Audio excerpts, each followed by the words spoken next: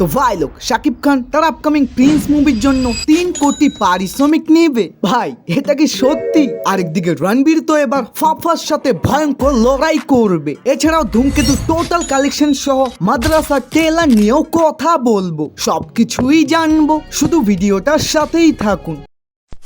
প্রথমেই কথা বলি ধূমকেতু মুভিটা নিয়ে। ভাই শুরুর কয়েকদিন তো দেব প্লাস সুভাষের কাট্টার ফ্যান্সদের জন্য খুবই ভালো ব্যবসা করেছিল, তবে লং টাইম এটা চলার কারণ কন্টেন্ট ওরিয়েন্টেড মুভি যা নর্মাল দর্শকদেরও পছন্দ হয়েছে। তাই তো 4 দিনে 10 কোটি বা 8 দিনে 15 কোটি সব রেকর্ড ধূমকেতুরই নামে। ওয়েট তবে বর্তমান কালেকশনে কি অবস্থা? ওয়েল ভাই আমি যদি ডে বাই ডে এটার কালেকশন বলতে থাকি তাহলে ভিডিওটা খুবই লম্বা হয়ে যাবে, বাট স্টিল এটা বলতে পারি সিনেমাটার এখনো প্রতিদিন 50 থেকে 60টা শো হাউসফুল যাচ্ছে, তাও আবার রিলিজের এতদিন পর। এবং রিপোর্ট অনুযায়ী ধূমকেতু মুভিটার টোটাল কালেকশন 18 কোটি পার, যা আমি না উইকিপিডিয়া দাবি করতেছে। এখন কথা বলি রণবীর কাপুরকে নিয়ে। ভাই এই বান্দার আপকামিং মুভি লাইন আপ তো তাকে নেক্সট সুপারস্টার বানিয়ে দিবে। মানে 4000 কোটির রামায়ণের 2টা পার্ট, নিতেশ তিওয়ারির লাভ অ্যান্ড অর এবং কি মাচ habitat animal park. I mean একটাই একটার পর একটা রেকর্ড ভাঙবে। বাট এর সাথেই এই লিস্টে আরো একটা মুভি যুক্ত হলো, যেটার নাম তো জানা যায়নি, তবে এটা কনফার্ম ডিরেক্টর হবে শ্রীরাম রাঘবন। তো রণবীরের অপোজিট সাইডে থাকবে ভাবর সিং, প্লেড বাই ফাহাদ ফাজিল।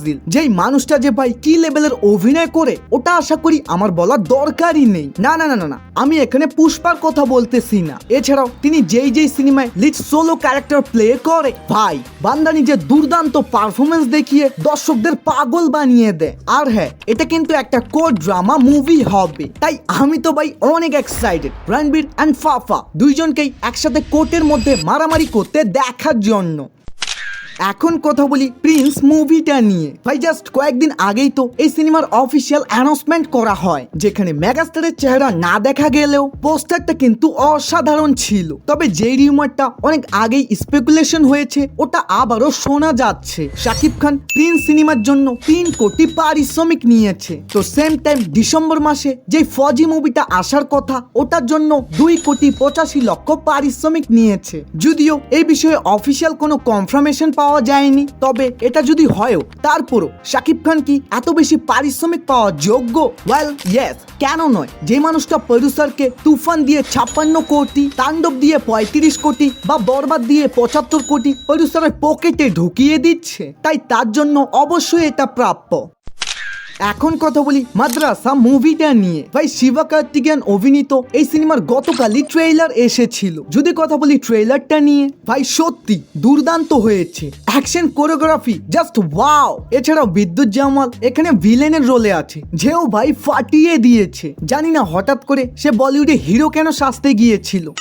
এছাড়াও হিরো ভিলেনের একসাথে ডিসকাশন ভাই জাস্ট গুজবাম এনে দিচ্ছিল। বাট হিন্দি ডাব আবার ডিসেন্ট ছিল, তবে অনিরুদ্ধের বিজিএম ওটা ফুলফিল করে দিয়েছে। সোজা কথায় আমরা ভালো একটা অ্যাকশন মুভি দেখতে চলেছি। বাকি ফেস্টিভ্যালের কথা মনে আছে তো? দ্রুত 50,000-এর ফ্যামিলি বানিয়ে দাও, সাথে সাথে ফেস্টিভ্যাল ভিডিও ড্রপ নাও। বাই।